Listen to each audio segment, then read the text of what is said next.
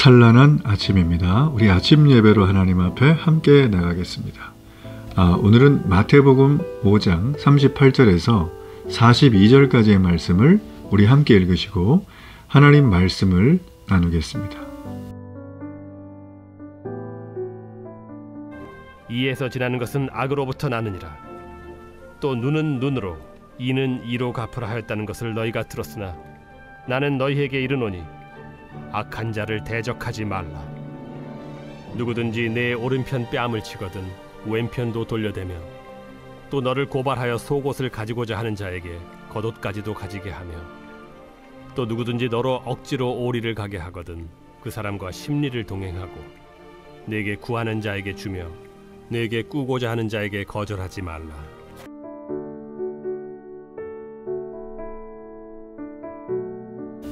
구약 율법에 대한 재해석 예수님 버전으로 지금 계속 말씀을 살펴보고 있는데요. 오늘 5장에 대한 부분, 특별히 악한 자를 대적하지 말라. 참 이게 쉽지 않은 주제죠. 우리가 산상수는 어찌 보면 율법의 원 정신이 왜곡된 이 현 시대 속에 예수님께서 그 율법을 어떻게 새롭게 해석해 나가시는가, 그걸 너무나 극명하게 보여주는 장면입니다. 2000년 전 예수님 시대에만 통용되는 게 아니라 지금 이 땅에 이 세속의 도시를 살면서 하나님의 통치와 사랑과 하나님이 나의 구원주라고 믿는 믿음의 사람들이 이 세속의 사회에서 어떻게 우리가 악한 자에 대응을 해야 될 것인가, 그런 부분들을 우리가 살필 수 있는 귀한 본문입니다. 그러므로 우리가 이스라엘 백성들에게만 주어졌던 율법이라고만 생각하지 말고 오늘 이 땅의 성도들이 어떻게 이걸 적용해야 될까, 우리가 그 부분을 고민하고 함께 나누면 좋겠습니다. 오늘날 문명화된 사회에서는 이 개인에게 복수를 허용하지 않습니다. 왜냐하면 국가가 사법기관을 통해서 범죄를 처벌하기 때문이죠. 그러나 고대에는 개인의 복수가 허용이 됐습니다. 그런데 개인의 복수에 대한 이 한계가 필요했습니다. 그래서 레위기 24장 20절에 보면 눈에는 눈으로 이에는 이로 갚을지라는 계명을 주셨습니다. 하나님이 이스라엘 백성에게 이 계명을 왜 주셨을까요?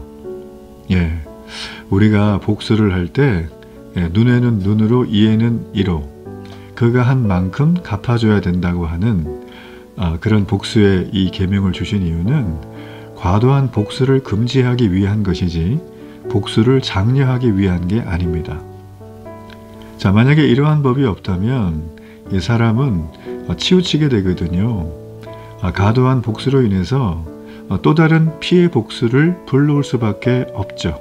그러면 한 마을에 100명이 산다면 2명이 이런 일로 문제가 생기면 그에 관련되어 있는 짝수, 배수가 계속 이런 일을 겪으면 결국 한 사람도 없게 되는 거예요. 이건 자명한 거죠.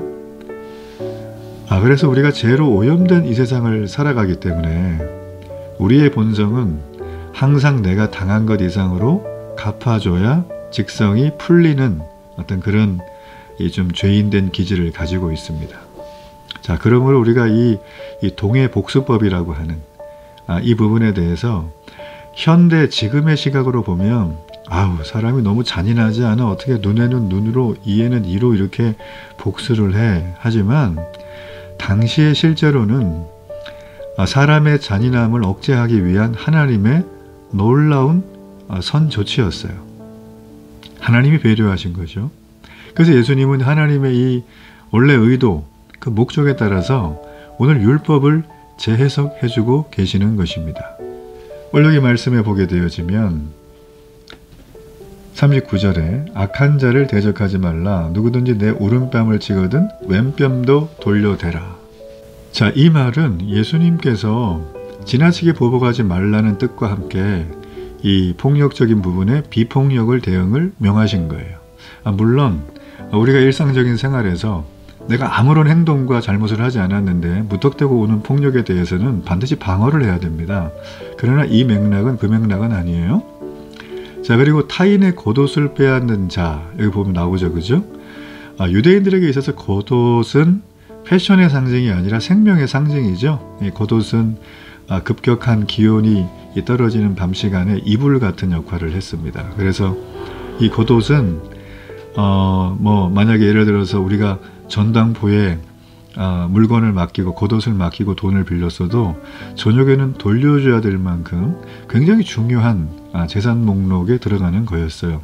근데 타인의 겉옷을 빼앗는 자가 나오거든요. 이 사람은 이 생명을 상징하는 겉옷, 이걸 빼앗을 정도면 살인이라도 할 수 있는 악랄한 자를 가리킵니다. 자, 그런데도 예수님은 속옷을 빼앗는 자에게 생명과도 같은 겉옷까지 내어주라고 명하시죠. 그리고 로마 군인들은 당시에 피정범민들에게, 이 식민지에 있는 그 백성들에게 1밀리언, 여기 보면 성경에 오리로 되어 있는데 이 거리를 짐을 옮기는 노역을 시킬 수가 있었습니다. 법적으로. 그러니까 이제 심한 착취가 좀 있는 거죠. 그러니까 하도 이제 이거를 하니까는 강제 노역도 시키고 막 하니까 오히려 법을 정한 거예요. 1밀리언만, 오리만 가라. 자, 그런데 예수님은 로마 군인들이 자신의 짐을 들어주라고 나를 갑자기 강제로 착출해서 노역을 시키는 것들을 투덜대고 불평해하지 말면서 오히려 그가 시킨 거에 2배를 해주라고 말합니다. 심리.